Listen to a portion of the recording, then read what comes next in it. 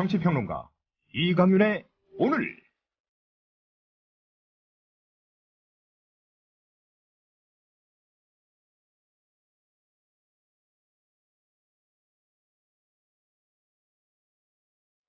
안녕하십니까? 이강윤입니다. 5월 13일 화요일 시작합니다. 오늘 오후 교사 43명이 청와대 게시판에 실명으로 박근혜 대통령 퇴진운동에 나선다고 선언했습니다. 이들 교사들은 아이들 그리고 국민을 버린 박근혜 정권 퇴진운동에 나서는 교사 선언이라는 선언문을 통해서 박근혜 정권을 향한 희생자 가족과 온 국민의 분노를 오직 추모 분위기에 가두고 스스로 져야 할 책임은 회피해보겠다는 것으로 보인다고 비난했습니다. 또 박근혜 대통령은 세월호 침몰 후 선장의 행태를 두고 살인 행위라 했다. 그렇다면 자본이 배후 조종하고 박근혜 정권의 묵인 방조 속에 발생한 살인 행위는 누가 책임져야 하겠나라고 반문했습니다. 이들은 해직 등은 이미 각오돼 있다고 밝혔습니다. 이들의 교사 선언이 불꽃의 심지가 될지 촉각이 모아집니다. 잠시 후에 시작하겠습니다. 조합원 관조님 신청 광고입니다. 안녕하세요. 성주에서 30년간 참외 농사를 지은 부모님과 제가 정성 들여 키운 성주 참외를 조합원들께 소개합니다. 참외엔 면역력 증진에 좋은 폴리페놀, 노화 방지에도 좋은 항산화 물질이 있고 태아에 도움이 되는 엽산 등 많은 좋은 성분들이 있습니다. 10kg과 5kg 상품이 준비되어 있으며 조합원 여러분께는 무료 배송에 할인된 가격으로 드립니다. 문의는 010-6269-7154. 상품 가격은 다음 블로그 관조 참외를 검색해주세요. 몸에 좋은 흑마늘을 조합원들께 소개합니다.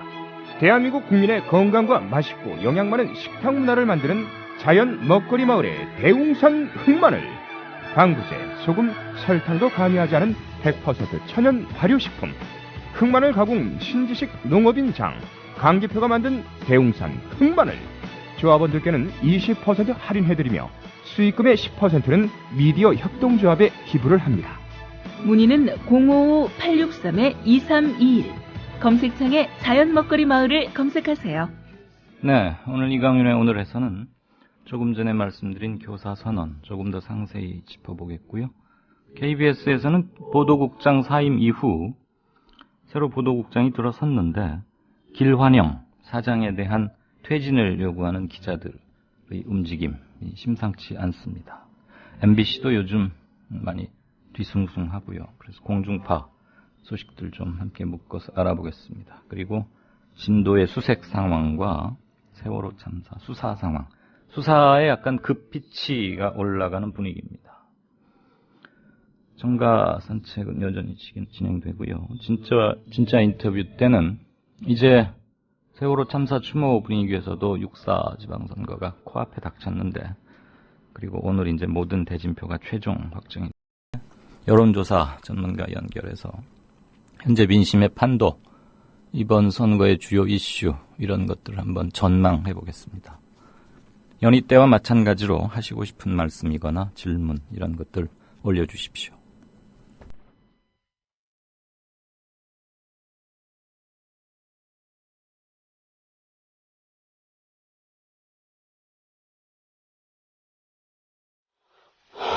수많은 그랬더라면이 가슴을 미어지게 합니다. 뉴스를 보는 이도 이렇게 가슴이 아픈데 가족들은 오죽할까요? 구조된 승객들도 마찬가지일 겁니다. 어쩌면 평생 가슴에 묻고 끊임없이 왜 그때 그걸 못했느냐고 눈물 속에 되물을 겁니다. 구조대가 갈 테니 시키는 대로 하면 된다고 말했던 가족은 또 어떤 심경이겠습니까? 저라도 그 상황이면 그렇게 말했을 겁니다. 그들에게는 시키는 대로 따를 수 있는 이들이 없었습니다. 그건 그들의 잘못도 아니고 말한 가족의 잘못도 아닌데도 그 가족은 내내 자기가 한 말을 곱씹으며 살지도 모릅니다. 선한 의지를 믿었다는 이유로 자책해야 하는 사회라니 얼마나 미개합니까?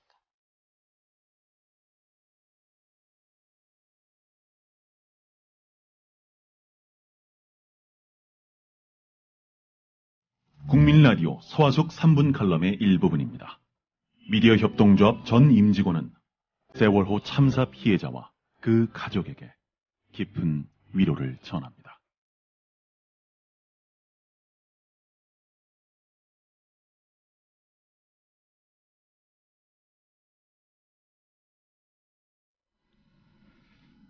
네, 교사 선언, 물론 처음 있는 건 아니고 예전에 전교조 운동하시던 분들 많은 희생, 그리고 역사의 고비마다 기폭제 역할을 해왔는데, 이번에도 그 제자들의 희생, 그리고 어느 여고생이 목숨을 걸고 청와대 게시판에 씁니다. 그러면서 박근혜 대통령은 헌법을 위반하고 있습니다. 저희 시간에 한번 소개해드린 적 있죠. 이런 것들 그냥 두고 볼 수 없었다. 아주 준열한 그런 선언서였습니다. 아마 아직 미처 못 보신 분들은 검색해서 한번 보시면 그 문장을 보실 수 있을 것 같고요. 이 건에서 몇몇 분들이, 풀리포도님께서는 박근혜의 답은 뻔하겠죠. 전원 해직. 이렇게 말씀을 남기셨고, 이런 교사들을 위해 우리는 성금을 모금할 준비가 되어 있다. 이런 말씀 남기셨습니다. 조은벗님께서는 선생님들의 안위를 걱정해야 하는 현실이라니 슬프다라고 하셨고요. 하나만 더 보죠. 샤스타 데이지? 그렇군요. 님께서는 이놈의 나라는 이제 무슨 게시글 하나 올리면서도 목숨을 걸어야 하고 생업, 직업을 내놓아야 하는구나. 참 중요한 말씀 하셨습니다. 한 가장에게, 그리고 사회활동을 하는 사람에게 직업이라는 게 얼마나 소중한 것인데 그것을 걸고. 네, 국민라디오 아는필 기자, 어서 오십시오. 네, 안녕하세요. 네, 우선 오늘 그 현직 교사들, 정확히 말하면 43분 중에서 42분은 현직 교사고 한 분은 해직 교사죠. 예. 교사 선언문 발표했는데 그 소식 좀 조금 더 상세히 전해주시죠. 네, 전현직 교사 43분이 오늘 청와대 홈페이지에 아이들 그리고 국민을 버린 박근혜 정권 퇴진운동에 나서는 교사 선언이라는 글을 게시했습니다. 이들은 교사인 우리가 교사의 존재 이유였던 모든 이들을 영원히 살 수 있도록 절대로 잊지 않을 것이며 가만히 있지도 않을 것이라면서 사람의 생명보다 이윤을 앞세우는 자본의 탐욕을 저지하고 무능과 무책임, 모렴치, 기만과 교만에 가득 찬 박근혜 정권의 퇴진을 요구하는 운동에 나설 것이다. 앞으로 살아있는 날이 더 이상 부끄럽거나 욕되지 않도록 함께 나설 것이다. 라고 밝혔습니다. 네, 그냥 자기들끼리 무슨 사무실이나 이런 데서 성명을 발표한 게 아니고 청와대 게시판에 43명의 이름을 연서해서 네. 공개적으로 게시를 한 거죠. 주장, 선언. 파장이 적지 않을 것 같습니다. 그런데 지금 현재 교사들은 정치 중립의 의무가 있죠. 정치 활동할 수 없는데, 그럼 이분들 중징계가 거의 눈에 뻔히 보이는 거 아니에요? 예, 현행 교원 노조법상 교사는 정치 활동을 하면 안 되게 되어 있고요. 지난 2009년에도 교사 시국 선언에 나섰던 교사 16분이 해직을 당한 적이 있습니다. 네. 해직의 위험을 감수하고 선언문에 참여한 셈인데요. 이번 선언에 참여한 한 교사분은 징계를 감수하는 선생님들도 있다. 하지만 가만히 있을 수만 없었다라고 말을 했습니다. 네. 다음 소식 보죠. 이게 이른바 일베들 소행인가요? 그동안 세월호 참사 소식을 전해주던 단원고등학교 공식 페이스북 페이지가 운영을 중단하기로 했다 그래요? 예. 이 페이지는 단원고 졸업생이 지금까지 운영을 해왔는데요. 네. 단원고의 공식 페이스북 페이지는 아닙니다. 하지만 운영자가 페이지 운영 중단을 알리면서 올린 글을 보면 이런 내용이 있습니다. 최근 일베 등 페이지에 반발하는 사람들이 학교에 단체로 항의 전화를 거는 일이 있었고, 사고 수습에 바쁜 선생님의 울먹이는 목소리를 듣자 운영 지속 의지를 단념하게 됐다. 악의적인 행동을 서슴지 않는 부류들이 피해자들에게 또 다른 상처를 안겨주는 것을 원하는 것은 아니었기 때문에 더는 하지 않겠다고 마음먹었다. 라고 적었습니다. 이 페이지 내용을 제가 잠깐 봤는데요. 세월호 관련된 기사라든지 자원봉사자들의 편지, 또 세월호 관련 집회 시위의 현장 소식, 이런 내용들을 담고 있습니다. 페이지 운영자는요, 항의 전화를 하려면 자신에게 하라고 하면서 휴대전화 번호를 공개하기도 했었는데요. 네. 아무도 연락을 해오는 사람은 없었다고 적었습니다. 일테면 무슨 박근혜 대통령 책임지라거나 네. 새누리당 어떡하다거나 정부 무능을 신랄하게 비판한다거나 그런 정치적으로 보일 수도 있는 글이 있는 게 아니고 그냥 세월호 참사에 관한 선배로서 소식들만 모아놨는데도 이렇게 사이버 테러가 자행됐단 말입니까? 네, 일베 쪽의 중로는 아닐 수도 있겠지만 제가 봤을 때는 그러니까 선동을 하고 있다라는 이유로 항의 전화를 했던 것으로 보입니다. 실제 선동에 가까운 글들이 보이던가요? 글쎄요, 그런 글은 제가 보기에는 딱히 없었습니다. 네. 무려 11만 명이나 여지껏 좋아요를 누른 사람이 11만 명 정도로 하면 어마어마한 숫자인데 그런 페이지가 폐쇄할 지경에 이르르는군요. 이게 갈수록 무슨 그 진영 논리화, 보수와 진보, 보수 쪽에서 자꾸 무슨 싸움을 만들어가는 듯한 이런 게 있는데 이 문제는 이따가 행과 간 발음이 쉽지 않군요. 행간에서 좀 더 소상히 짚어보겠습니다. 진도 소식 좀 볼까요? 그동안 한 3일, 3, 4일 됐죠. 풍랑, 이런 것 때문에 소족이라 그래서 많이 기대를 했건만 그 마지막 기대에 가까웠던 것은 물거품이 되고 아예 작업을 못하고 바지선이 떠내려 가서 세월호와 바지선을 연결하던 그 줄도 끊어져 버리고 이랬다 그랬죠. 그래서 지난 3일 동안은 한 분의 시신도 인양하지 못했고 그래서 가족들 더 애를 태웠는데 어젯밤 그리고 오늘 이후로 좀 오늘까지 진전이 좀 있습니까? 예, 나흘 만에 항구의 시신이 수습됐습니다. 현재 사망자는 276명, 실종자는 28명입니다. 구조팀은 기상 악화로 지난 10일부터 사흘간 수색을 진행하지 못했는데요. 오늘 새벽 수색이 재개가 됐고요. 그리고 오늘 낮 12시 40분쯤에 세월호 4층 우현 선미 다인실에서 희생자를 인양했습니다. 네. 지난 9일 밤에 희생자 2구를 수습한 이후에 85시간여 만입니다. 85시간. 이 시간 동안 실종자 가족분들은 애간장이 다 타들어가고 녹아버렸겠군요. 합수부가 그 세월호 선장 이준석 씨 살인죄 적용을 검토 중이라고요? 예, 합수부는 오늘 이준석 씨에게 부작위에 의한 살인죄를 우선 적용하고 무죄가 내려질 경우를 대비해서 예비적으로 유기치사죄를 적용하는 방안을 검토 중이라고 밝혔습니다. 부작위라는 말은 마땅히 해야 할 것으로 기대되는 조치를 취하지 않는 것을 말하는데요. 부작위범은 고의, 과실 등이 있으면 범죄가 성립하게 됩니다. 또 수사본부는 비상시에 구조 책임이 있는 주요 승무원들에 대해서도 살인죄 적용을 검토 중입니다. 네. 유병원 전 회장 소환하는 거 가지고 구원파들 그 저항이 만만치 않고 유 회장 아이 자녀들은 또 전혀 소환에 응하지 않고 그래서 검찰이 상당히 불가피한 측면이 있지만 무기력한데 그래서 아예 그냥 바로 유병원 전 회장을 피의자 신분으로 오라 이렇게 통보했다면서요. 예, 인천지검 특별수사팀이 오늘 유 전 회장에게 오는 16일 오전 10시까지 출석할 것을 통보했습니다. 유 전 회장은 수백억 대의 횡령, 배임, 조세 포탈의 혐의를 받고 있고요. 검찰은 유 전 회장이 소환에 불응할 경우에 체포영장 발부 등을 통해서 신병을 확보할 방침입니다. 또 검찰은 현재 유 전 회장의 장남인 유대균 씨에 대한 강제구인 절차에 들어갔는데요. 현재 유대균 씨가 있을 것으로 추정되는 자택 등의 장소에 수사관들이 파견이 됐는데 지금 잠적에 들어갔다는 소식이 들리고 있습니다. 그래서 서울 염곡동인가 하는 고급 저택들 많이 밀집해 있는 거기에 있는 유대균 씨 자택 집에는 아무도 없다면서요? 예, 이게 애초에는 변호사를 통해서 수사에 협조할 것처럼 이렇게 말을 해오다가 갑작스럽게 잠적을 한 상황인 것 같습니다. 그 이준석 선장 해경 수사관 집에서 재워가지고 이거 정말 말도 안 되는 건데 피의자를 어떻게 합수부의 집에서 재운다는 거 이 자체가 정말 어이가 없는데 이번에는 해경이 피의자를 수갑도 채우지 않고 이송을 했다고요? 예, 수사본부가 오늘 한국해양안전설비의 대표인 송모 씨 그리고 이사 조모 씨에 대한 영장 실질 심사를 진행했는데요.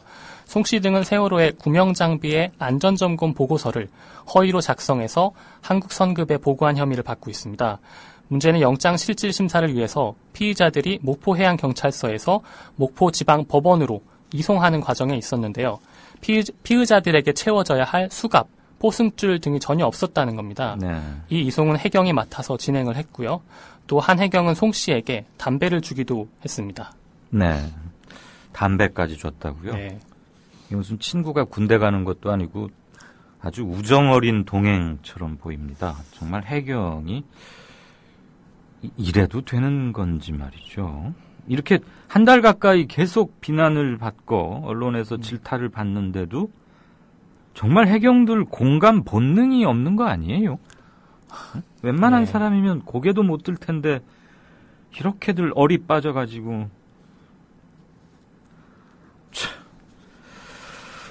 청취자 여러분들도 댓글 이게 뭐 거의 예상이 되네요. 또 해경 말씀드려야 되겠습니다. 네.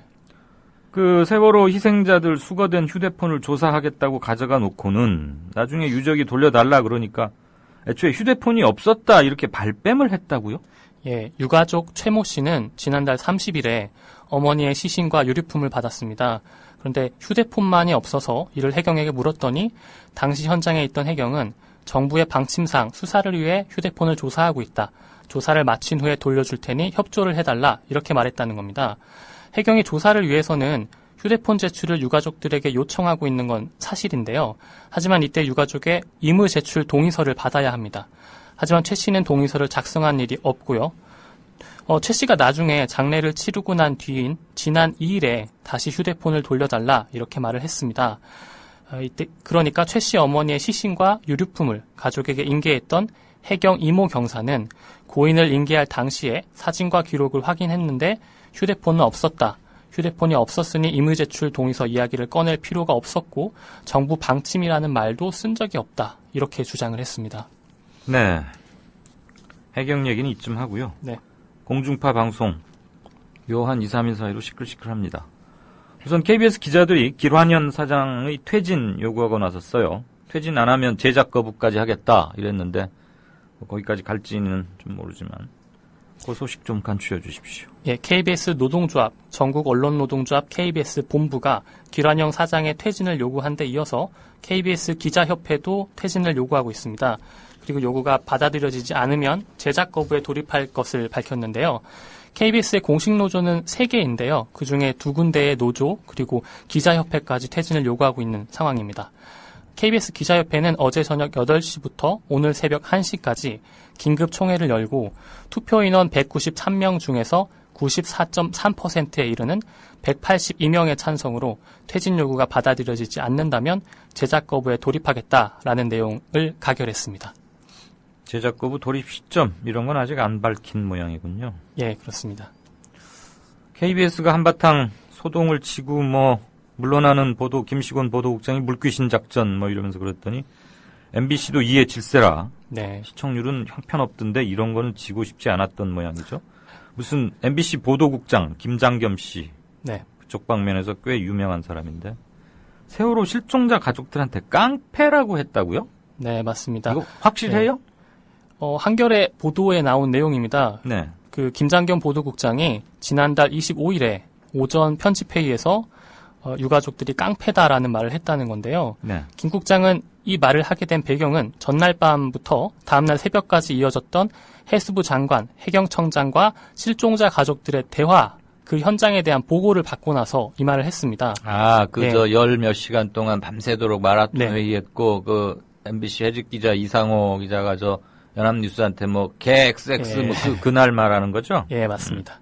그리고 또 이런 말도 했는데요. 누가 글을 올린 것처럼 국민 수준이 그 정도라면서 무전기를 빼앗아 물에 뛰어들라고 할 수준이면 국가가 아프리카 수준이라고 말했습니다. 이 누군가는 정몽준 의원의 아들로 보이는데요. 네. 예, 페이스북에 국민이 미개하다 이런 글을 올렸었죠. 한겨레는 김 국장의 발언을 회의에 참여한 복수의 MBC 관계자로부터 확인했다고 밝히고 있고요. 이에 대해서 MBC는 오늘 해명 자료를 냈는데요. 네. 김 국장은 이게 허위 주장이고 허위 주장 유포에는 법적으로 대응하겠다 이렇게 밝혔습니다. 우리나라는 이럴 경우에 허위라고 주장을 하면 허위가 아니다라는 입증 책임을 보도한 한겨레가 져야 한단 말이에요. 네, 맞습니다. 아니 땐 굴뚝에 연기 나겠습니까? 뭔가 있어서 그랬겠죠. 아무튼 봅시다. 김장겸 씨가 지금 MBC에 공적이 돼 있는 건 사실입니다. 마지막으로 지난 어버이날 다음 날이었던가요? 9일. 네. 그 KBS로 몰려갔다가 얘기가 잘 안 돼서 청와대로 가서 농성을 벌일 당시에 네. 유가족들이 말이죠. 경찰이 일반 시민들의 통행을 막았었는데 서울경찰청이 아예 노란 리본 단 사람들은 들어오지 마라 이렇게 지침을 내렸다고요? 예, 서울지방경찰청에 지시가 있었던 것으로 확인됐습니다. 경찰청 관계자는 당시에 정권 퇴진 등을 주장하는 사람들이 모인다라는 동향이 있어서 네. 노란 리본을 단 사람 등은 불법 시위자가 될 가능성이 있으니 차단하라라는 지침을 서울지방경찰청이 자체적으로 내렸다. 이렇게 밝혔습니다.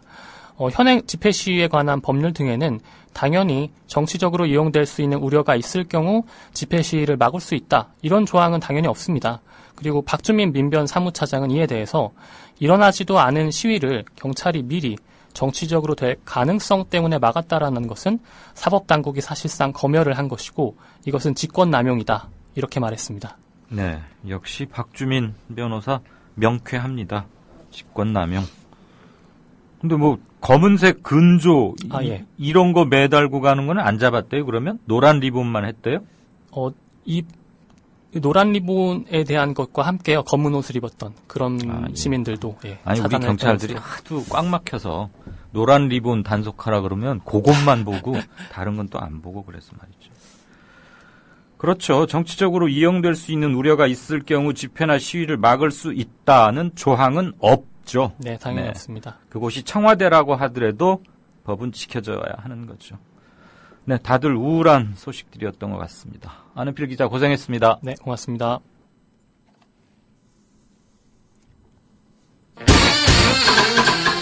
아가야, 국민TV 조합비를 내야 할 텐데 너무 복잡하다. 아버님, 어렵지 않아요. 전화 한 통이면 되거든요. 아니, 전화로도 매달 알아서 자동이체가 된다고? 그럼요. 월요일부터 금요일 오전 9시부터 오후 6시까지 서울전화 3144-7737 또는 3144-0933 미디어협동조합 사무국으로 연락하시면 돼요. 아니, 아무도 묻지도 따지지도 않고 전화로 해도 신청이 되는 거구나. 인터넷을 통해서 가입하시면 365일 24시간 가능한데요. 전화로 하셔도 됩니다. 사무국 요원들이 친절하게 응대해드리겠습니다. 월요일부터 금요일까지 오전 9시부터 오후 6시까지 서울 전화 3144-7737 또는 3144-0933으로 연락주세요.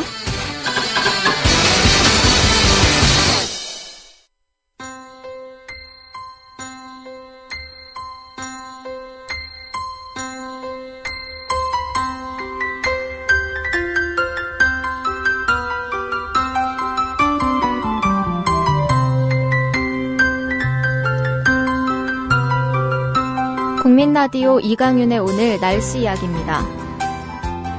오늘 진도 해역은 대체로 맑은 가운데 바람은 초속 5에서 8m로 불고 있고 물결은 0.5m 내외로 비교적 잔잔하게 일고 있습니다. 내일도 바람은 초속 6에서 8m, 파도는 최고 1m로 오늘과 비슷하겠습니다. 다만 중조기가 이어지면서 물살은 약간 더 빨라지겠습니다. 오늘 그 밖의 대부분 지방은 여름 더위가 이어지고 있습니다. 한낮 기온 서울 26도, 청주 29도, 강릉 30도, 대구 31도 등 기온이 큰 폭으로 올랐습니다. 특히 강원과 영남 지방은 30도 안팎까지 오르면서 올해 들어 가장 더운 날씨를 보였습니다. 영남과 호남 지방은 자외선 지수 매우 높음을, 그 밖의 대부분 지방도 자외선 지수 높음 단계까지 나타나고 있습니다. 외출하실 때 자외선 차단에 신경 쓰셔야겠습니다. 내일도 한낮 기온 서울 25도, 전주 27도, 강릉 28도 등 초여름 더위가 이어질 것으로 보입니다. 낮 기온이 크게 오르는 만큼 일교차가 크게 벌어지고 있으니까요. 건강관리 잘 하시기 바랍니다. 내일은 제주도와 전남 남해안에 비가 내리겠고 모레는 경기 북부와 강원 북부에 오전 한때 비가 내릴 전망입니다. 지금까지 변현주였습니다.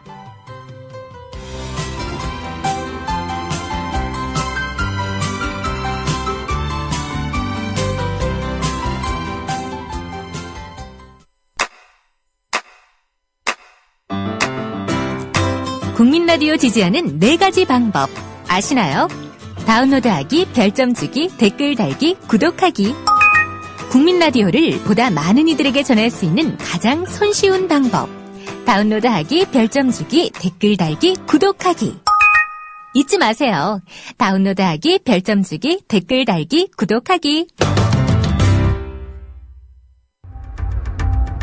시청자 여러분 안녕하십니까? 미디어 협동조합 국민TV가 만우절인 4월 1일 오늘 거짓말처럼 30명도 채 안 되는 취재 제작 인력으로 거짓말처럼 매일 1시간짜리 생방송 뉴스를 만드는 TV방송을 시작합니다. 서울중앙지방검찰청에 중계카메라 나가 있습니다. 박보아 PD. 국민TV 뉴스 유지연입니다. 국민TV 뉴스 김희주입니다. 국민TV 뉴스 김진입니다. 국민TV의 첫 TV 프로그램은 밤 9시 당신의 진실한 메신저 뉴스K가 있습니다. 뉴스K 국민이 세운 미디어 협동조합이 만듭니다. 네, 5시 57분 됐습니다. 뉴스K 황준호 팀장. 예, 안녕하십니까? 안녕하세요. 예. 오늘 톱뉴스가 뭡니까? 예, 세월호 유가족들이 법인화를 추진하고 있다. 이런 걸 저희 PD가 취재해본 결과 네. 그런 얘기가 있더라고요. 그래서 실제로 어디까지 추진되고 있는지 취재를 해본 결과 그쪽 방향으로 가는 건 확실하다고 하는데 네. 아직은 초기 단계지만 어쨌든 이렇게 해야 좀 더 지속적으로 갈 수 있고 그렇다는 문제의식을 가지고 그렇게 하고 있는 것 같습니다. 재단 법인을 만든다는 거예요? 사단 그렇습니다. 법인을? 그것까지는 정확히 모르겠습니다. 네. 법인화를 추진하고 있다라고 합니다. 네. 아마 이번 4.16 이전과 이후는 달라야 하니까 예. 그것에 무슨 발전소 역할을 할 그렇습니다. 그러다 보니까 이제 이분들이 특검보다 네. 특별 법을 네. 더 강조하는 것도 마찬가지 이유인 것 같고요. 네. 또 그 진상규명 작업에 들어가야 된다. 물론 이거는 진상규명 자체가 중요하기 때문에 그러기도 하지만 네. 어쨌든 그런 전례를 만들고 이렇게 좀 길게 보는 시각이 좀 있는 것 같습니다. 그렇겠네요. 예. 네, 그냥 협의회나 모임 정도가 아니고 법인을 만들면 법인체로서 성격이 달라지고 법적 지위도 부여를 받는 거고요. 워낙 또 규모가 컸으니까. 네. 예, 그리고 진도 현지에서는 어제 해양경찰청장이 어제 오전에 조간신문들 그리고 그 전날 SBS 같은 데서 이제 검찰이 해경을 수사하려고 하고 있다 이런 네. 얘기가 나오니까 어제 오후에 해경청장이 갑자기 기자회견을 잡아서 자기들은 열심히 하고 있는데 왜 이러냐 이런 식의 기자회견을 했던 게 있습니다. 네. 그런데 보면은 역시 이 정부에서는 남재준 국정원장이 그랬듯이 네. 질문 하나도 안 받고 그냥 가버렸거든요. 그 굉장히 중요한 문제를 하고 있는 데 있어서 자기 입장이 떳떳하다면 예. 기자들의 질문도 받고 이렇게 했어야 되는데 네네. 자기 입장만 딱 말하고 나가면서 그런 네. 문제가 있었는데 오늘도 역시 계속 그런 입장. 우리는 그냥 나중에 지금은 구조에 총력을 기울이고 나중에 수사를 받겠다. 이런 입장을 받겠다고 합니다. 네. 그래서 그거에 대해서 취재를 했고요.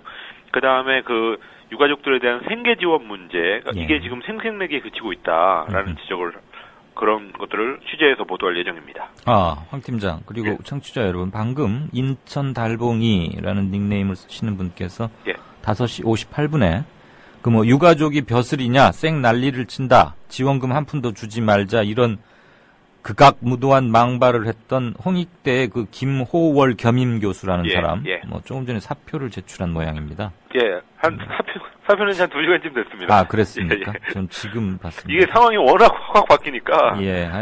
사실 언급할 가치도 없는 그렇습니다. 적인데. 홍익대 총학생회가 오늘 오전에 사퇴를 촉구했고 거기에 따라서 사퇴를 했습니다. 행정안전부 정책자문위원을 했다고 합니다. 한나라당 국민소통위원 출신이에요. 예. 한나라당은 국민소통을 그렇게 하는 모양입니다. 네, 그리고 뉴스K에서는 교사들 시국선언, 그건 안 다루세요? 교사들 시국선언은 아직 취재를 못하고 있습니다. 그런데 내일쯤 다룰 예정입니다. 청와대 홈페이지에 떠 있으니까. 알아서 하시죠. 알겠습니다.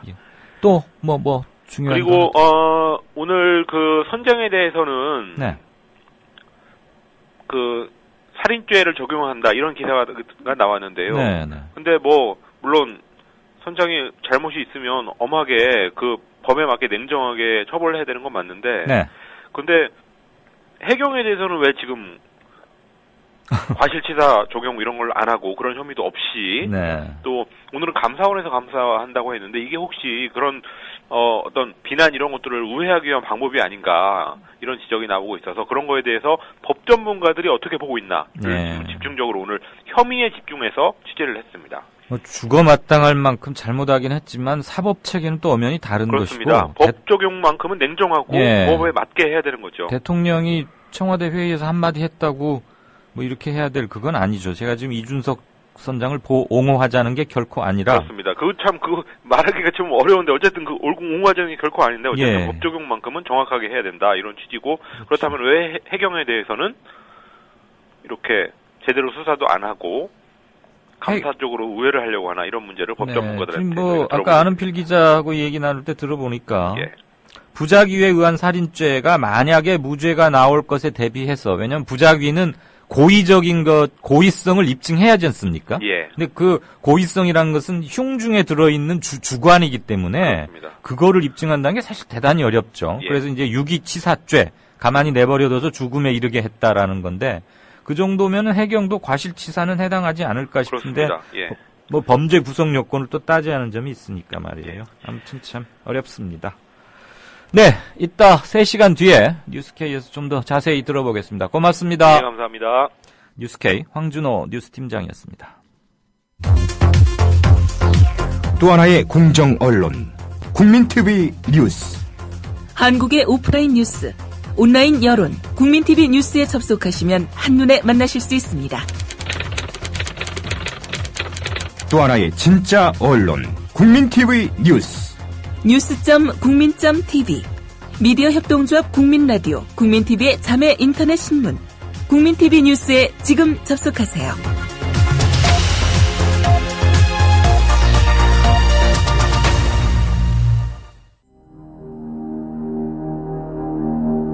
동아일보 해직 언론인의 모임인 동아자유언론 수호투쟁위원회 김종철 위원장. 그는 국민TV 스튜디오 입구에 붙은 글귀를 감격 어린 눈으로 지켜봅니다. 그것은 자신들이 1974년 10월 24일 편집국 입구에 게시한 동아투의 결의문 사본이었습니다. 저기 스튜디오에 사진을 걸어놓은 거 보니까 저희 113명이 해직 당할 때 그것이 부당하다고 항의하시다가 자진 사퇴하신 송건호 선생님, 중앙정보부에서 받은 고문 때문에 파킨슨 씨 병으로 몇 해 전에 돌아가셨고. 왜 국민TV는 40년 전 동아투의 결의문을 입구에 붙였을까요?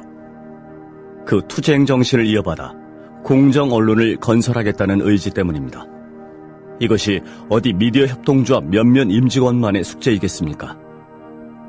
죽은 언론인의 사회에 역사를 살아가는 모든 시민에게 던져진 사명일 것입니다. 미디어 협동조합의 조합원이 되주십시오. 국민.tv에 접속하시면 됩니다.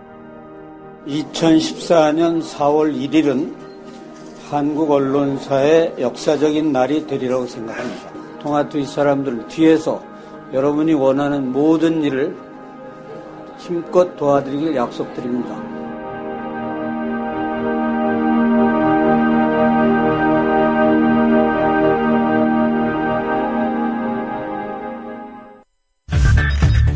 이강인의 오늘. 이제는 정가 산책으로 함께합니다. 정치권 동향 생생하게 풀어드릴 분은요. 네, 한국일보 양정대 기자. 안녕하세요. 안녕하세요. 네. 원내대표 그저껜가 새로 뽑아서 잘 해보자고 했는데 네. 이틀인가요? 3일인가요? 처음 열린 국회 상임위. 네. 바로 예. 파행이었다면서요? 네, 그렇습니다. 오늘 국회 미래창조과학 방송통신위원회, 이름이 참 긴데, 미방위가 오늘 전체 회의가 열렸는데요. 그런데 오늘 말씀하신 대로 파행이었습니다. 이 새 원내대표가 엊그제 3개항 합의사항 발표하면서 함께 서방적 협력하자 세월호 참사 관련해서 뭐 이런 그 멋진 모습 보여주자 이렇게 약속을 했는데, 네. 그 이후에 처음 열린 상임위원회였는데요. 파행을 겪었습니다. 새정치연합에서는 재난방송 주간방송사인 KBS의 보도 행태에 대해서 비판이 굉장히 크고 유가족들의 분노도 극에 달해있는 만큼 왜 이렇게 보도했는지, 재난보도 좀 제대로 시켰는지 꼼꼼히 따지자 이렇게 요구를 했고요. 그래서 전체 회의 요구를 했는데 새누리당에서는 지난 8일날 지난주죠. KBS 수신료 인상안을 단독 상정했을 때 야당이 날치기다 이렇게 비판한 것을 핑계 삼아서 오늘 전체 회의에 불참했습니다. 네. 그런데 미방위에서는 결국 KBS 길사장 보도본부 독립성 침해했다고 지금 김시곤 국장이 폭로한 거 아닙니까? 그렇죠. 네. 그리고 백운기 신임 보도국장을 보도국장으로 앉히는데도 청와대에서 개입한 것 같다. 이건 뭐 시끌시끌 하겠어요, KBS 때문에. 예, 그렇습니다. 사실 오늘 미방위가 제대로 열리지 못한 직접적인 이유는 여기에 있다고 봐야 될 것 같습니다. 네. 말씀하신 그 백운기 신임 보도국장 청와대 관계자 먼저 만났다더라. 이런 얘기 지금 KBS 노조에서 오늘 기자회견 통해서 밝히지 않았습니까? 네. 이러면서 사실 그 김시곤 전 국장이 KBS 길환영 사장에 대해서 이 보도본부의 독립성을 계속해서 침해해왔다. 청와대만 바라보는 사람이다. 뭐 이런 얘기를 했었는데 네. 이 논란이 결국은 지금 KBS 재난방송 왜 공영방송인 KBS가 이 정도밖에 방송을 못하냐, 왜 정부 얘기만 이 앵무새처럼 읍적이냐 이런 비판을 받는 것에 이 맥이 다 있는 얘기이고 예. 그리고 그래서 이제 이 미방위에서는 이 문제가 사실 큰 쟁점이 될 수밖에 없고 이것이 어떻게 논의되고 어떤 사실이 추가로 확인되느냐에 따라서 사실 정부 여당 입장에서는 좀 곤혹스러운 일일 수밖에 없습니다. 오늘 미방위 전체회의에 참석하지 않은 이유 그리고 내일도 지금 미방위 전체회의를 야당이 소집을 요구해 놓은 상태인데요. 아마 내일도 반쪽짜리 전체회의가 될 가능성이 커 보이는데 예. 여당 입장에서는 좀 부담스러울 텐데 그런데 마냥 이 불참하는 걸로 이렇게 회피만 하기에도 또 쉽지는 않아 보여서 오늘 새누리당 의원 한 명 만나서 얘기를 좀 들어봤는데요. 좀 굉장히 곤혹스러워하고 있더라고요. 그 새누리당 출입하시죠? 네네. 되게 한국 기자들은 자기 출입처에 아무래도 조금 뭐랄까 뭐 팔은 안으로 굽는달까 뭐 이런 경향이 있는데 우리 양 기자는 물론 안 그러신다는 걸 잘 알아요. 그 새누리당 원내 전략이나 이런 거 좀 매섭게 한번 조져주세요. 이거 뭐 매일 조지고 있는데. 아 예. 야당 얘기 좀 해봅시다. 네네. 오늘 이제 전북지사 후보가 전체 광역 후보들 그리고 모든 당에서 마지막까지 남았던 케이스잖아요. 그렇죠. 네네. 그 중앙무대에서는 상당히 알려진 강봉균 전 장관. 네. 근데 떨어졌다고요? 네, 그렇습니다. 오늘 새정치민주연합이 전북지사 후보를 조금 전에 선출을 했는데요. 네. 송하진 전 전주시장, 직전 전주시장이죠. 예. 송하진 후보가 과반 득표를 했고요. 네. 말씀하셨던 강봉균 전 장관 그리고 유성엽 의원 네. 이 두 사람이 나머지 절반의 표를 반반씩 가져갔습니다. 강봉균 전 의원 같은 경우는 사실 그 민주당에서 그러니까 민주당 시절에 10대 총선에서 공천을 받지를 못했었는데 네. 그때 이제 이른바 그 한명숙 지도부에서 이 개혁 공천이 필요하다. 이 관료 출신의 이 상당히 좀 보수적인 성향이 짙은 이 강봉균 전 의원 같은 경우에 전 장관 같은 경우에 이제 공천을 받지 못했었는데요. 이 안철수 공동대표가 이제 새정치연합 만들면서 사실 또 주요하게 영입한 인사였지 않습니까? 그랬잖아요. 광주의 윤장현 후보와 함께 말이죠. 그랬었죠. 그래서 이제 오늘 사실 그 강봉균 전 장관이 이제 탈락하면서 안철수 공동대표 쪽 사람이다 이렇게 분류되는 이 광역단체장 후보, 이 윤장현 광주시장 후보 딱 한 명만 남게 됐습니다. 그게 아마 제 네네. 생각에는 제가 이제 뭐 그쪽에 좀 아는 사람들도 많고 하니까 들어봤는데 네. 호남 사람들이 굉장히 자존심이 많이 상했다 그러더라고요. 그럴 겁니다. 광주시장 윤장현 씨를 이렇게 낙하산으로 김한길, 안철수 둘이서 이렇게 쏙닥쏙닥해서 내려보냈잖아요. 네네. 그러니까 아니 우리를 뭘로 보고 응? 안철수가 새절치 뭐 이랬더니 이거밖에 안 돼 그러면서 며칠 사이로 확 바뀌었답니다. 그래갖고 강봉균 적어도 이제 안철수 쪽으로 분류가 되니까 네네. 좀 뭐 그런 점도 좀 있지 않을까 싶어요. 물론 송하진 그 후보 당선자가 워낙에 그쪽에만 오래 있었던 사람이라서 뭐 지명도는 높다고 하는데 전체적 지명도로 보면은 사실 강봉균 장관을 따라올 수는 없는 적이었거든요. 그나저나 참 호남 이번 선거 결과 상당히 궁금해져요. 어떻게 될지. 야당도 참 심란하군요. 그리고 이윤석 수석 대변인. 네. 새정치민주연합 말이에요. 왜 넉 달 하다가 그만둔대요? 말씀하신 대로 좀 야당이 정말 심란하다는 또 다른 이 측면을 보여주는 사례인데요. 혹시 뭐 그 어제 뭐 의총에서 뭐 세게 말했는데 그것 때문에 그만두게 했답니까? 일단 자진 사퇴냐, 아하. 뭐 결론부터 말씀드리면 자진 사퇴냐 이렇게 기자들이 물어봤는데요. 예. 그거에 대해서 즉답을 하지 않았고요. 네네. 지방선거 승리를 위해서 최선을 다하겠다 이렇게 대답을 했답니다. 예. 오늘 오전까지만 해도요. 이윤석 대변인이 사실은 이윤석 대변인을 임명을 한 당사자가 김한길 대표 아닙니까? 예. 공동대표죠. 예. 그리고 안철수 공동대표하고 이제 공동대표 체제가 된 후에도 지금 수석 대변인 역할을 계속 해왔던 만큼 사실 자신의 임명권자인 두 공동대표를 향해서 이 당 이렇게 어지럽게 해놓을 바에는 차라리 당을 떠나라 이렇게 얘기를 공개적으로 물론 이제 의원들 사이에서의 공개 발언이죠. 예. 의원총회 비공개 회의 때 이제 얘기를 한 건데 오늘 오전까지만 해도 이윤석 수석 대변인이 나는 수석 대변인직 계속 수행하겠다 이렇게 얘기한 것을 들었다는 기자들이 꽤 많습니다. 아하. 그런데 오후에 아까 3시가 좀 넘은 시간인가요? 갑자기 문자가 와서 정론관에서 브리핑을 한다, 고별 브리핑한다 이렇게 문자가 왔었는데 아무래도 어제 그 여파가 직접적인 원인이 됐다 이렇게 봐야 맞을 것 같습니다. 조금 전에 정청래 의원이 트윗을 날린 모양이에요. 곧바로 보복하네요라고. 피가 흥건하다고요? 네. 아마 이거 관련인가 보죠? 아마 그런 얘기인 것 같습니다. 아이고, 참. 왜들 그렇게 중요한 국면에서 조금 좀 실망스러워요. 네네. 한때 뭐 열시민 운동권이었다가 뭐 전향이라고 해야 됩니까? 뭐 생각이 바뀌었다고 해야 됩니까? 새누리당으로 가갖고 이제 북한 때려잡는데 아주 앞장서는 하태경 의원. 네. 국방부를 향해서 뭐 안보 장사 그만해라 이렇게 버럭 소리를 질렀다고요?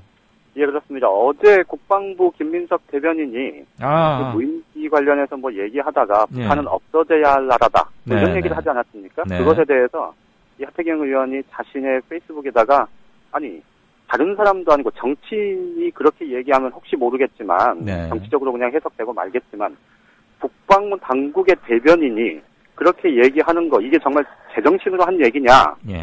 너 진짜 자질 없다 물러나라 이런 글을 하나 올린 게 있었습니다. 그런데 이제 오늘 하태경 의원이 페이스북에다가 아주 장문의 글을 하나 썼는데요. 그 내용이 이겁니다. 국방부가 안보 장사하고 있다. 이제 그만해라. 좀 이런 건데. 근데 어제 김민석 대변인이 얘기한 게 괜히 나온 얘기가 아니더라. 생각해보니 올 초부터 지금 국방부 장관이 직접 나서가지고 뭐 북한이 좀 있으면 핵실험한다.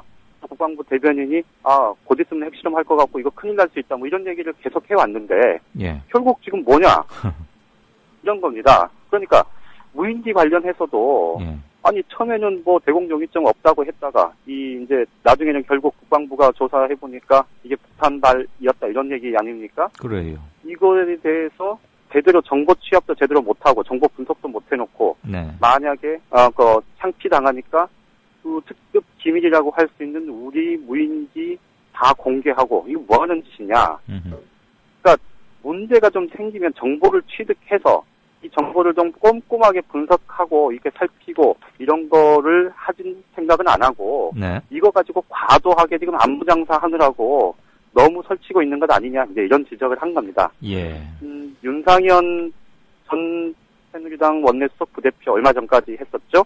그 물러나는 날 뭐 NLL 포기 없었다 그러더니 또 뒤집었잖아요. 그 말. 그렇었죠. 또 뒤집었죠. 사실 그 처음에 이제 자기 고백 같은 걸 했을 때 많은 기자들 그리고 많은 언론에서 이 사람 그래도 뭐 나름 좀 괜찮다 이런 평가를 했다가 아유 그럼 그렇지 뭐 이렇게 실망하는 목소리들이 꽤 많았는데 하태경 의원도 그러지 않았으면 좋겠다 이런 얘기들이 기자들 사이에서 좀 나옵니다. 그렇군요. 아무튼 뉴스 메이커는 메이커입니다만 좀 좋은 쪽으로 했으면 좋겠어요. 오늘 말씀 잘 들었습니다. 예, 고맙습니다. 지금까지 한국일보 양정대 차장이었습니다. 이광윤 정치평론가 모시고 살펴보도록 하겠습니다. 이광윤 정치평론가 나오셨습니다. 이광윤 정치평론가와 함께 전망을 좀 해보겠습니다. 이광윤 정치평론가 나오셨습니다. 기자 출신 정치평론가 이광윤의 오늘. 발등이 가려운데 구두 위를 긁는 일은 적어도 없도록 하겠습니다. 길 잃은 대한민국의 나침반이 되겠습니다. 이광윤의 오늘 5시 반 저녁길 시사 프로그램 이광윤의 오늘. 정치평론가 이광윤이 함께하는 국민라디오 이광윤의 오늘.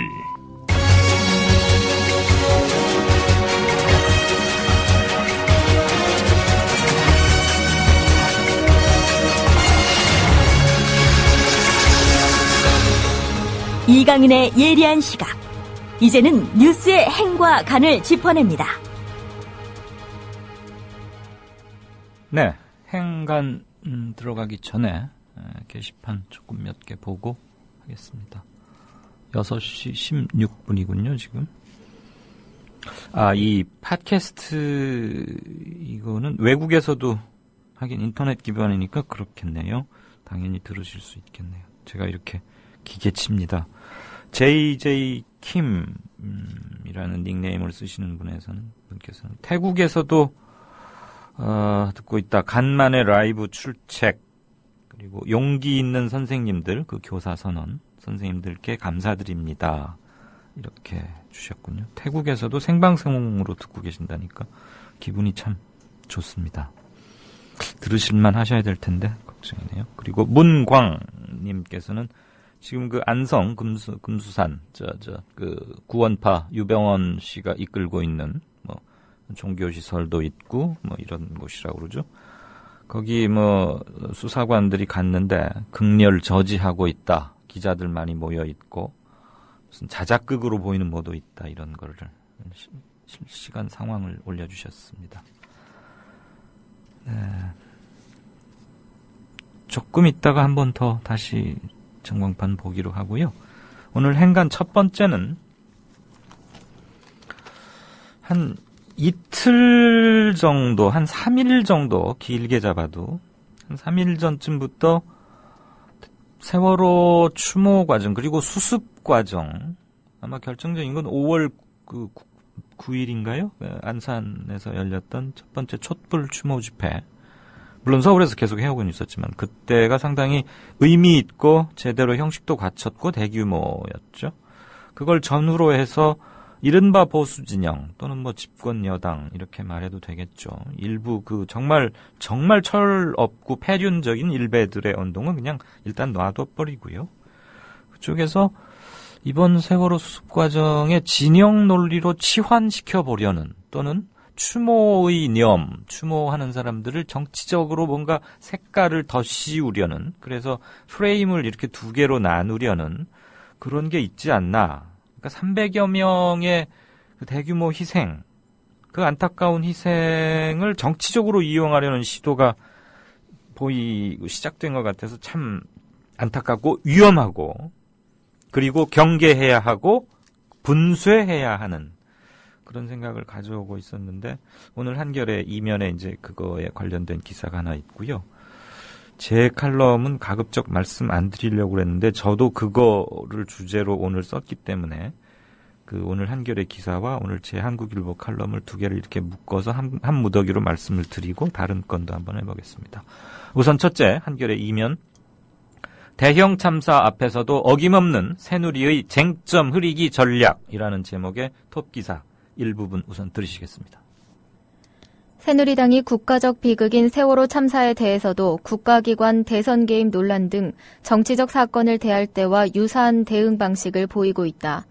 국회 차원의 진상규명 요구는 절차적 이유를 들어 시간을 끌고, 국민들의 비판은 색깔론이라고, 야당의 요구는 정쟁이라고 몰아붙여 정치 혐오를 부추기는 방식이다.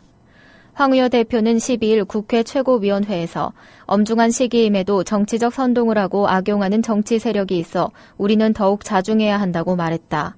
황 대표가 지목한 세력은 세월호 촛불 추모제를 여는 시민단체들을 겨냥한 것으로 보인다. 전국적인 추모 인파 그리고 추모 열기라는 말은 적합진 않군요.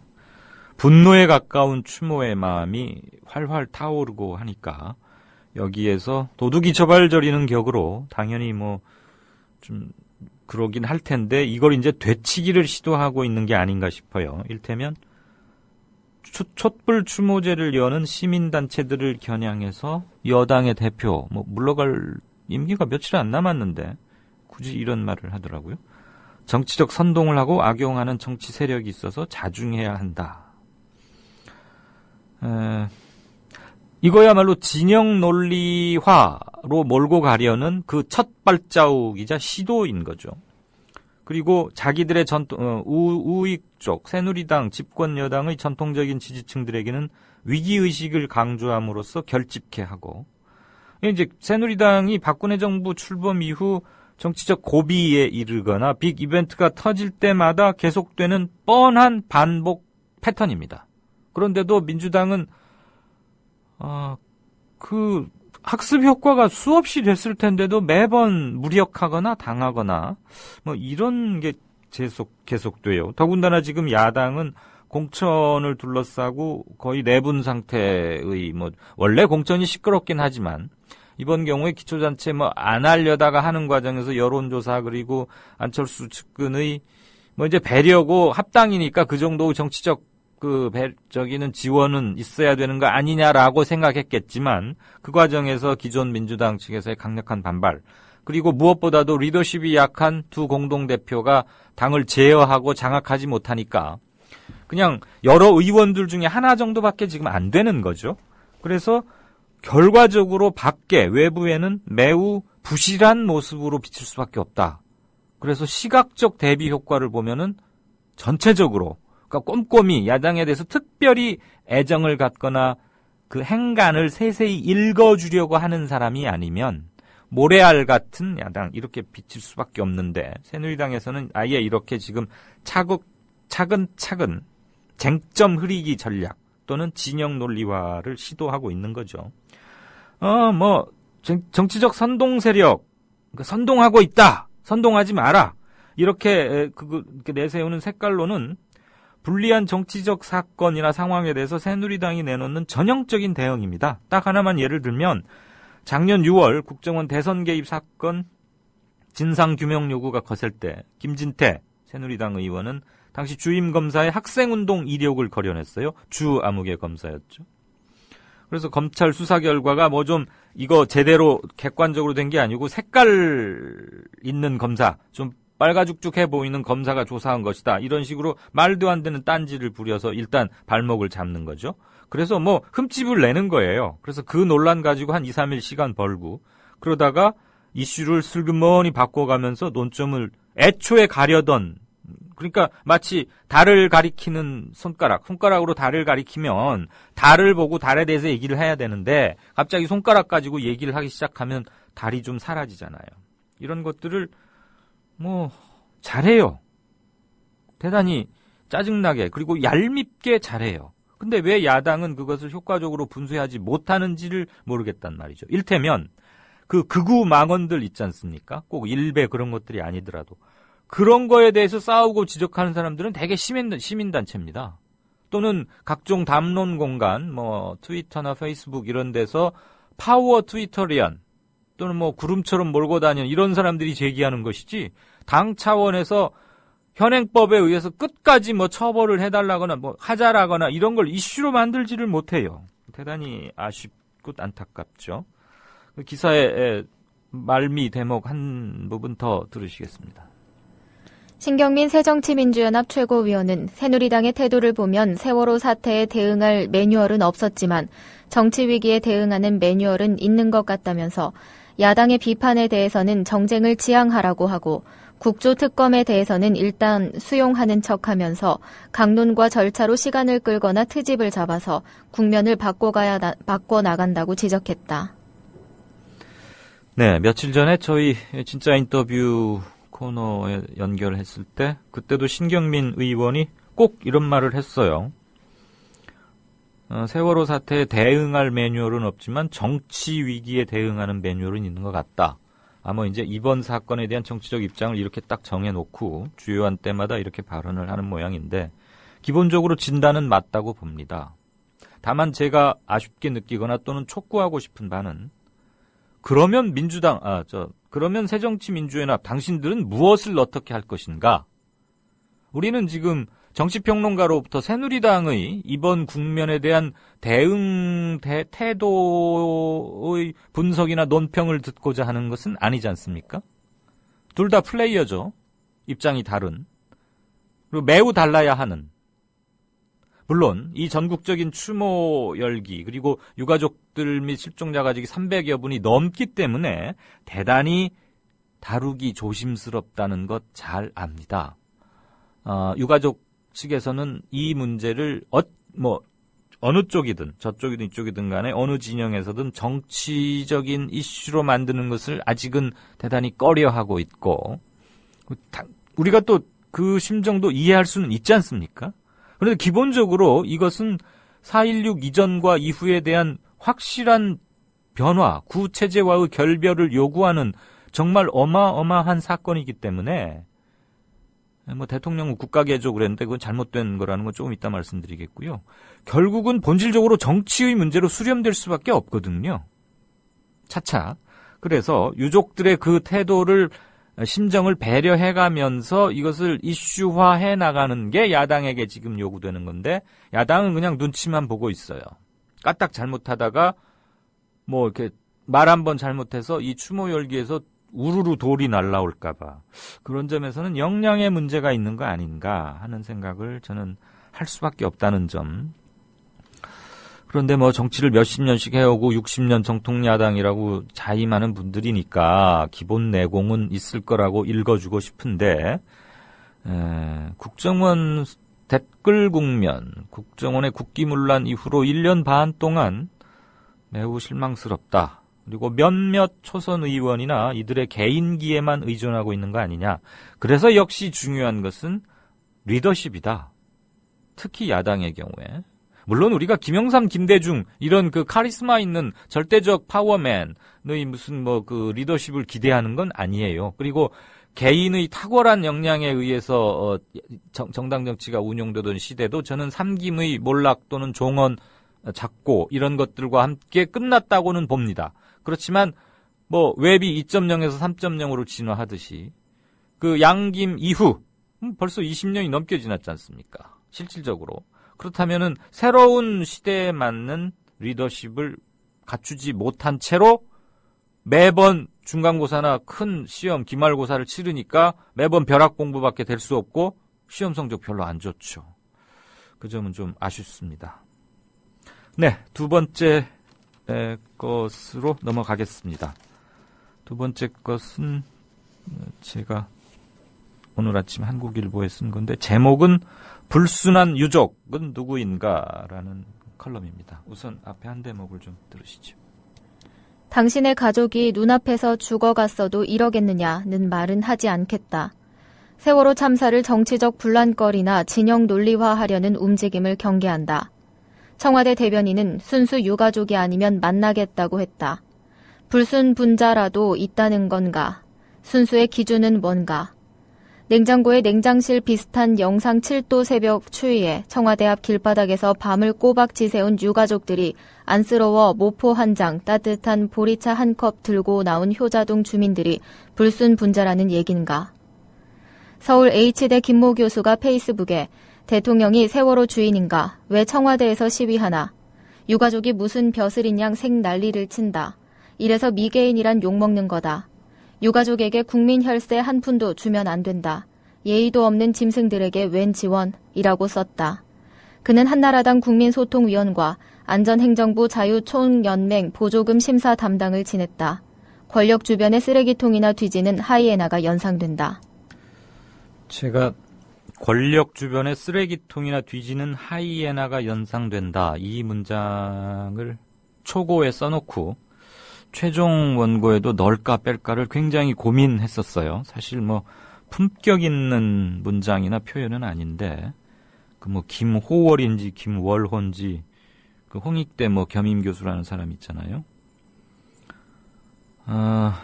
정말 이 대목을 읽다가 저도 모르게 막 주먹이 쥐어졌고 순간 살의 같은 걸 느꼈는데 예의도 없는 짐승들에게 웬 지원?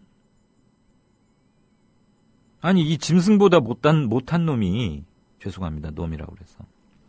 유가족들에게 짐승이라는 표현을 쓰더라고요. 저는 그와 아무리 무슨 우랄 알타이족이니 무슨 DNA 이런 게 90몇 프로 서령 일치한다고 해도 같은 한민족이라고 해도 전혀 또 같은 민족이라고 인정을 할 수가 없었어요. 아무튼 살의를 느꼈어요. 그래서 이자의 이력을 좀 보니까 권력 주변에 쓰레기통이나 뒤지는 하이에나가 딱 맞더라고요. 무슨 광고회사 다니다가 한나라당 이렇게 하다가 홍익대 겸임 교수 자리 하나 얻었던 모양인데 천방지축 막 날뛰고 까불더니 이제 이번에 십자포화를 맞았는데 이런 사람들 페이스북에 그 좋아요 숫자가 50개, 70몇 개 그러고요. 댓글에 가면 물론 이제 치고받고 싸우긴 하지만 좋아요가 70몇 개라는 것은 참 깜짝 놀랐죠.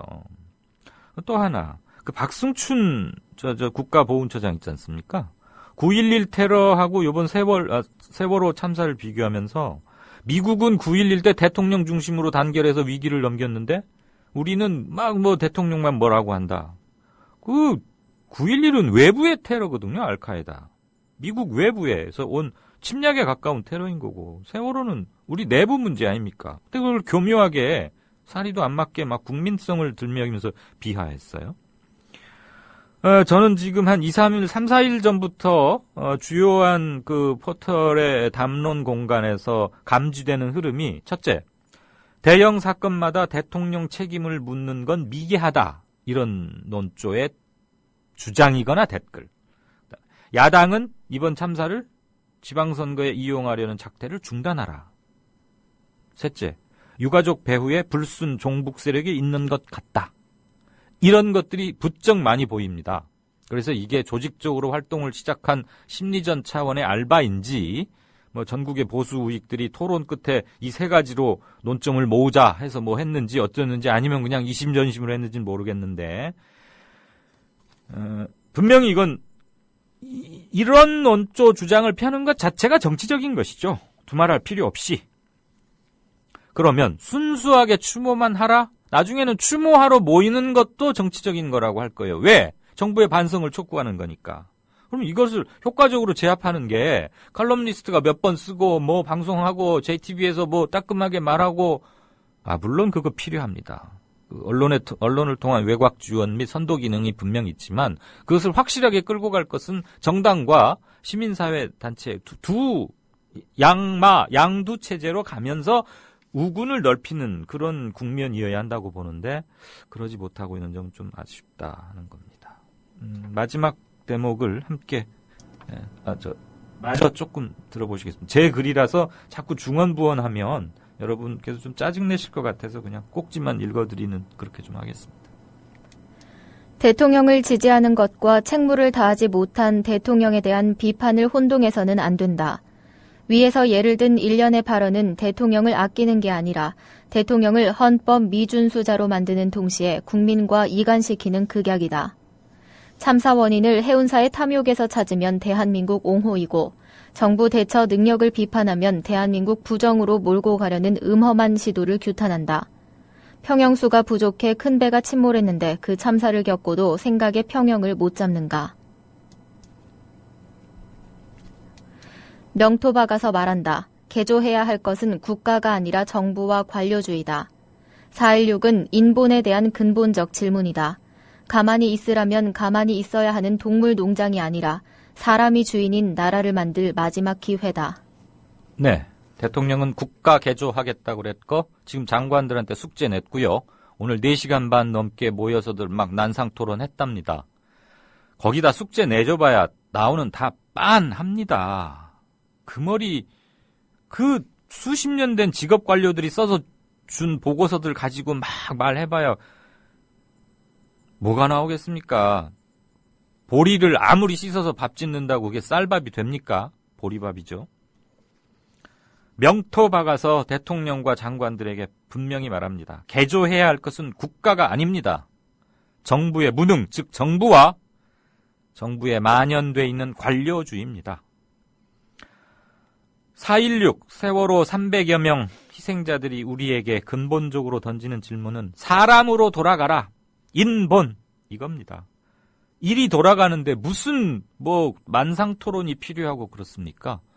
천박한 자본주의의 병폐 이런 거 다 대학교 1학년 때 배우는 경제학개론 그 첫 장에 다 나옵니다. 다 지적돼 있어요. 그냥 쉽게 말하면 돼요. 상식과 원칙으로 돌아가면 돼요. 그런데 집권 여당 측에서 생각하고 있는 상식과 원칙의 범위와 우리들이 그러니까 대극적인 개념의 우리가 아니라 그냥 평범한 합리적인 시민들이 생각하는 상식 원칙의 범위가 교집합이 너무 작다는 게 문제겠죠? 그것을 일부러라도 교집합을 크게 하라. 그게 이번에 희생당해간 그 수많은 300여 영령들이 우리에게 내린 명령이자 숙제라고 봅니다. 저쪽에서 그 꽉 막힌 사람들 한쪽으로 그러니까 생각의 평형을 못 잡고 있잖아요.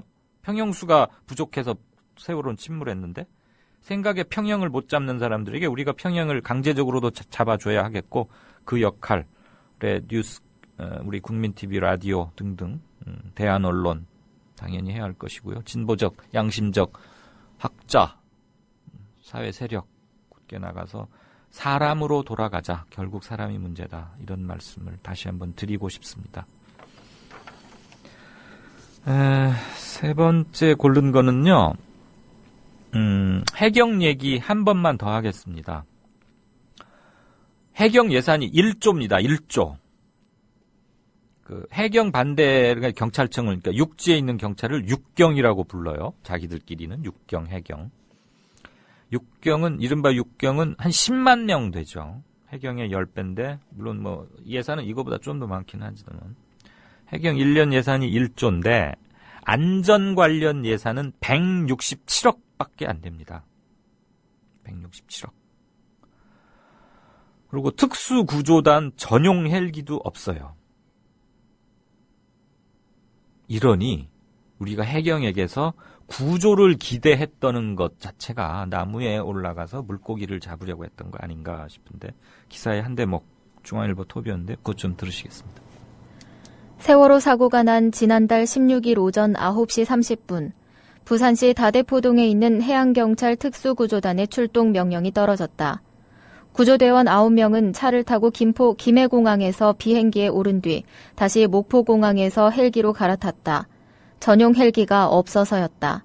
현장에 도착한 시간은 오후 1시 40분. 즉시 잠수했으나 세월호가 이미 깊이 침몰한 데다 물살이 거세 철수했다. 지난해 해경 예산 1조 572억 원 중 안전 구조와 관련된 해양안전 확대에 쓴 돈은 167억 원뿐이다. 예, 1조에 167억 원이면요. 1.6%입니다.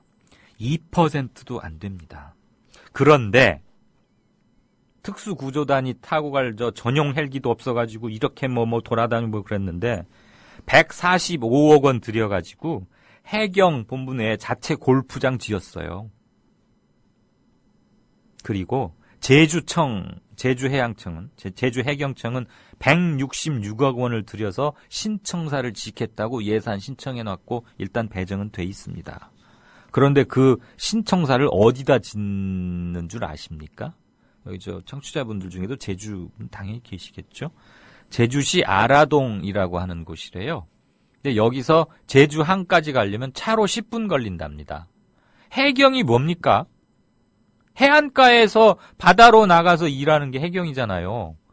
그러면 출동하기 좋은 데다 지어야지. 제주, 아라동이 얼마나 제주의 중심가고 땅값이 비싸고 이른바 좀 관공서는 이런 데 있어야 돼 하는 곳에 아라동이 그런 곳인지 저는 잘 모르겠는데 한마디로 넋 빠진 거 아닙니까? 신청사가 중요해요? 이번에 세월호 학생들 1, 2, 3 해군 해경 정이라고 그러죠. 함은 200명 이상을 태울 수 있는 게 함이고 정은 그거보다 미만. 그러니까 좀 작은 게 정. 그래서 함정이라고 하는데 이번에 세월호에 출동한 유일한 배가 해경 1, 2, 3호 정이라는 거 아닙니까? 123정, 1, 2, 3정인데 거기 탔던 승무원들이, 해경들이 뭘로 깰라 그랬잖아요. 선실 유리창. 근데 배 유리창이 좀 딱딱 단단할 거 아니에요? 뭐, 방탄인지 뭔지는 모르겠는데, 아무튼 꽤 단단하겠죠. 그 큰 배. 그걸 못 깨가지고 글쎄, 응? 그냥 그 아이들 두고 온 거 아닙니까? 그러면 145억 들여서 골프장 짓고, 새 집 짓는데 166억이나 들여가면서 그것도 시내 한복판에다. 그래서 출동하려면은 10분간 차 타고 가서 제주항에 도착해서 거기서 또 배로 갈아타고.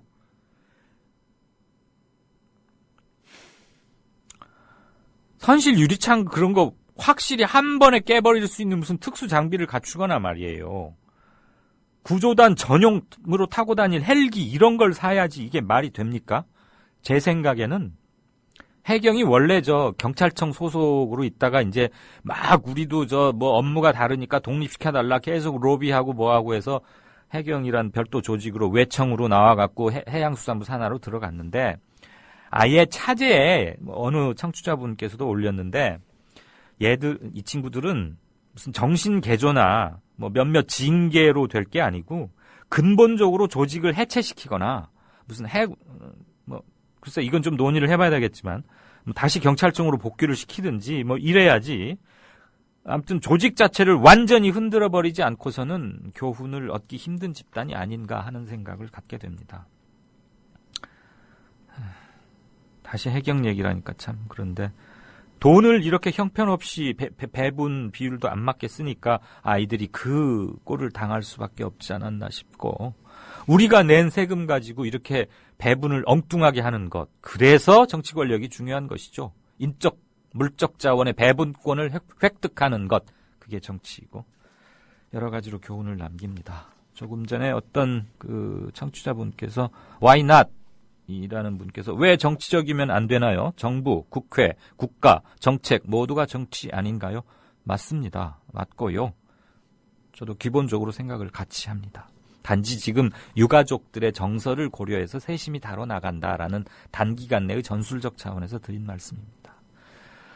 다음 인터뷰가 기다리고 있기 때문에 행과 간 여기서 맺겠습니다.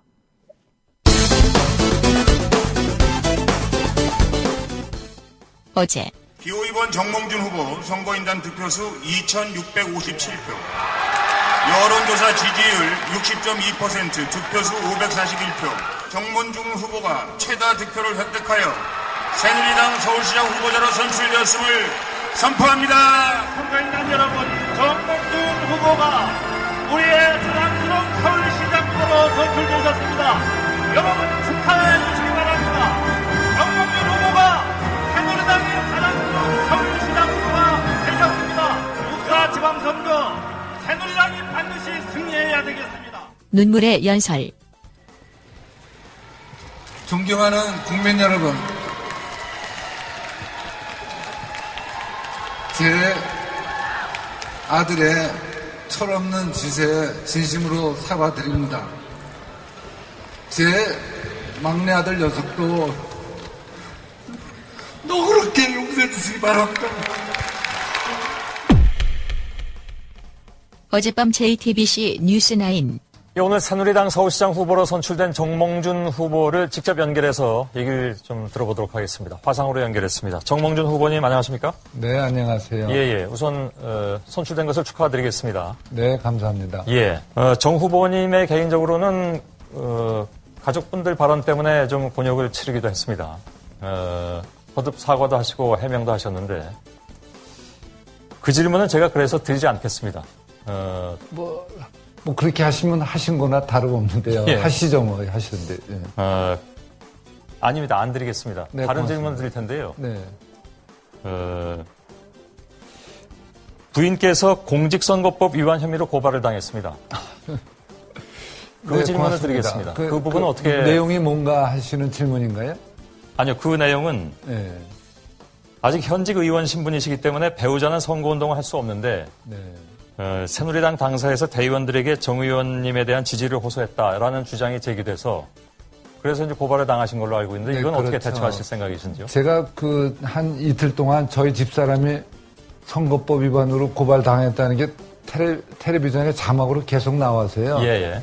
참 저도 아주 송구스럽게 생각하는데요. 예. 설명을 들어보니까 저희 지구당 당협에서 저희 집사람을 초청을 해서 예. 이제 저에 대해서 좀 얘기를 해봐라. 이제 이런 경우에 소개하면서 뭐 정몽준 의원이 되면 좋겠다 이런 얘기들을 그분들이 조금 하시는 것 같아요. 예. 근데 그러면서 저희 집사람은 저에 대한 이야기를 이제 하죠. 뭐 특별한 이야기는 없습니다. 예. 그러면서 이제 마지막에는 이렇게 이야기를 하는 것 같아요. 본선에서 이길 수 있는 후보를 지지해달라. 그 예. 문장에는 제 이름은 전혀 안 들어가 있습니다. 그 예. 문장에는 제 이름은 전혀 안 들어가 있습니다. 근데 이제 그 부인께서 누구를 지지해달라고 하셨으면 뭐 김황식 전 총리를 지지해달라고 얘기하진 않으셨을 것 같고요. 근데 누구든지 예. 본선에서 일 사람을 지지해달라 우리끼리 10명이든지 1명 하고 얘기해도 그렇게 예. 얘기해야 되지 않나요? 근데 정 의원께서 예비 후보 등록을 하지 않은 상황에서 부인께서 선거운동을 할 자격이 없다는 것이다. 그래서 예를 들면 일반인이 특정 후보를 지지 호소했다는 것 이런 점에서 법 위반에 해당될 수도 있다라고 나왔는데 우리 손 사장님 예. 선거 이런 기간에는 아무도 만나지 말라 이런 법은 없잖아요. 예. 네. 정몽준 의원 자세히 들어보면 무슨 말인지를 잘 모르겠어요. 이렇게 이리 가는 듯하다 저리 가고. 아무튼 어제 뭐 갑자기 울어서 많이 놀랬고요. 굉장히 하이톤으로 갑자기 우시더라고요. 굉장히 공감 능력, 공감 본능이 아주 강하신 분이죠. 그런데 왜 세월호 그 분양 이런 데서는 현대중공업 노동자들 이렇게 막 험한 조건에서 일하다 죽고 하던데 거기서는 그렇게 우셨다는 말씀 못 들었는데. 예. 진짜 인터뷰 들어가는데요. 잠깐만, 꼬다마라는 분께서, 이 닉네임들 정말 무슨 깊은 뜻이 있는지 재밌어요. 6시 43분에 아까 해경 신청사를 제주 어디다 아라동 제가 그 말씀 드렸더니 아마 이분 제주에 사시는 것 같아요. 아라동에서 부두까지요? 10분 훨씬 더 걸립니다. 차도 많이 막히는 지역이고요. 이렇게 써주셨습니다. 고맙습니다. 자, 6.4 선거. 가장 조용하게 치러지는 그러나 무거운 선거 그리고 중요한 선거가 될 것 같습니다. 요맘때쯤 제일 바쁘죠. 여론조사 전문가 리서치앤리서치의 배종찬 본부장 나와 계세요? 네, 안녕하십니까. 배종찬 본부장입니다. 안녕하세요. 오랜만입니다. 네. 짧게 즉문즉답식으로 하십시다. 네네. 어차피 지금 국면에서 여론조사라는 것은 하나의 경향을 말하는 것이고 단정적으로 말해서는 또 어떤 식으로든 영향을 미칠 수 있는 거니까 중립적으로 짧게. 최근 나오는 수도권 판세, 세월호 물론 이런 거 감안해서요. 어떻습니까?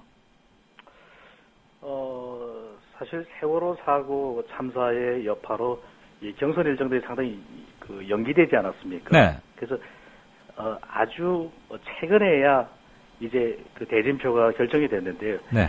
지금 대진표가 결정되고 나온 조사들을 사실 더 봐야 되겠습니다만은 수도권 판세는 이 오차 범위 내에 상당히 근접되어 있는 조사 결과도 많다라는 점에서는 초박빙이라고도 할 수 있겠습니다. 초박빙이고 오차 범위 내면은 사실 그건 코멘트할 가치가 없는 건데 원래는 해석을 하면 안 되는 거죠. 그렇습니다. 오차 범위 내에 있다는 것은 전혀 비과학적인 거고 그러니까 해석 불가가 맞는데 꼭 따져요. 여기서 이제 중요한 것은 무의미하다. 해석이 불가하다 또는 비과학적이다는 표현보다는 이 해석에 유의해야 한다라는 표현이 더 적합할 것으로 보여집니다. 아이고, 너무 선비 같으신 말씀이고요. 원래는 그거 하면 안 되죠. 근데 그걸 아전 인수식으로들 다 해석하지 않습니까? 그렇습니다. 그럼 오차 범위 이내지만 쉽게 말하면 새누리와 새정치 중에 누가 앞섭니까? 수도권에서? 수도권에서 지금 오차 범위 내인데 어디 쪽이 앞서냐라고 제가 말씀을 드리면 말 그대로 우리가 해석은 안 할 테니까요. 신중한 해석이 어떻게 보면 어려워지는 건데 네. 이 수도권 판세를 보면은 한 3가지 정도 짧게 볼 수 있는데요. 이 세월호 사고 이전에는 말 그대로 대통령의 지지율이 높았기 때문에 이 여권 후보가 상당히 경쟁력을 보이기도 했었습니다. 그리고 이제 이 경선 효과 같은 것도 기대할 수가 있었는데 네. 세월호 사고 때문에 이 사실상 이 경선 컨벤션 효과도 상실돼 있고 물론 그렇죠. 야권 경선에도 영향을 미쳤습니다만은 그렇다면 이것이 이 세월호 사고의 여파로 어떻게 보면은 이 현직 단체장들의 어떤 경쟁력이 그대로 유지가 되는 그래서 이 어떻게 보면은 그 세월호 사고 이전에 조금 더 구도적으로 여권 후보들의 경쟁력을 높여가고 있었다면 네. 이 세월호 사고 이후에는 여권 후보들이 좀 정체돼 있는 예. 그래서 앞으로 이 경선 완료 이후에 지지층들이 얼마나 결집하는지 그것이 이 후보 등록 직후의 조사 결과에서 과연 결집이 보여지느냐 네. 이 부분이 주목할 부분인 것입니다. 예, 시간이 그렇게 많지 네. 않지만 설령 네네. 시간이 많아도 이렇게 말씀을 길게 조심스럽게 느려 빼실 수밖에 없는 건 아는데 그냥 저 다 이것저것 다 빼고요. 네네. 따고 빼고 뭐 빼고 비계 빼고 그냥 딱 간추려서 핵심만 한번 해보십시다. 경기도 형편이 어떻습니까? 남경필 후보가 절대 우세 이랬는데 많이 좁혀지고는 있다. 그러는데 남경필 대 김진표 어떻게 나옵니까? 조사 결과들이 여러 개가 있기 때문에 그 구체적인 자료들을 다 소개해드릴 수는 없고요. 경향을 묶어봐 주세요. 네, 경향을 보면은 남경필 후보가 네. 그래도 우위를 근소하게나마 유지하고 있는 그런 어떤 판세로 분석을 할 수 있겠습니다. 그렇지만 그 격차 자체도 가장 최근의 조사들은 더 좁혀가는 네. 그런 추세인 것으로 보여집니다. 강남은 뭐 대표적으로 그 새누리당의 철옹성 지역 아닙니까? 근데 거기서도 정몽준 후보가 좀 뭐 약해 보인다. 그러니까 예전처럼 안 나온다 이런 말이 있는데 사실이에요?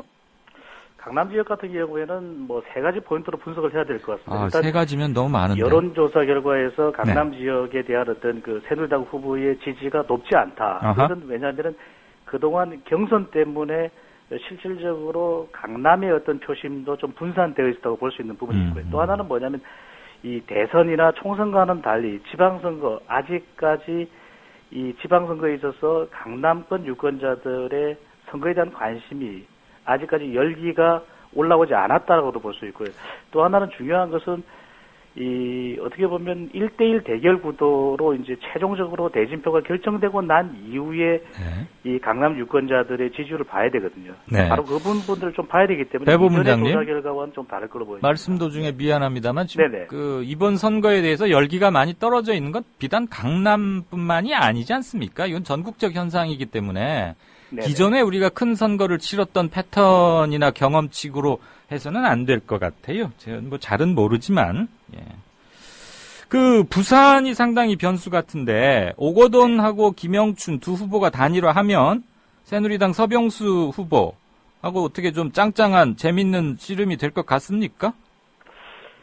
여전히 부산은 뭐 새누리당의 텃밭이라고 하는 이 지역세가 강하다고 봐야 될 것 같습니다. 그 이유 자체는 뭐냐면 정당의 지지율 격차가 여전히 큰 폭이거든요. 특히 이제 이 단일화라고 하는 어떤 성사 가능성이라고 하는 것은 이 단일화 이후에 이 1위 후보를 이길 수 있다라고 하는 가능성이 매우 높아졌을 때, 특히 여기서 중요한 것의 기준은 이 새누리당의 지지율이라고 할 수 있거든요. 그런 면에서 아직까지는 그 파괴력을 좀 유보적으로 봐야 될 것 같습니다. 예, 역시 여론조사 전문가답게 조심스럽게 말씀하신 행간 의미 알겠습니다.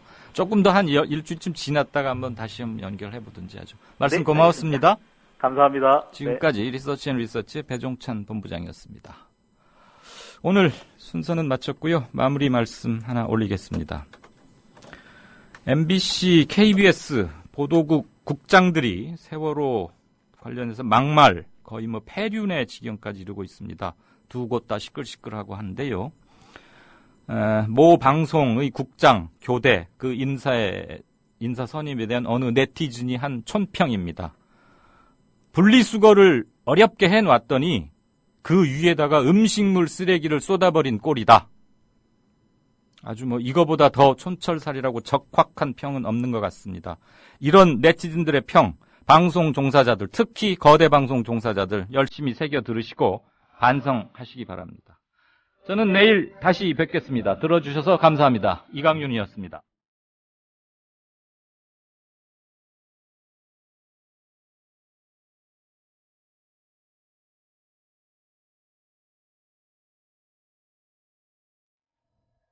뉴스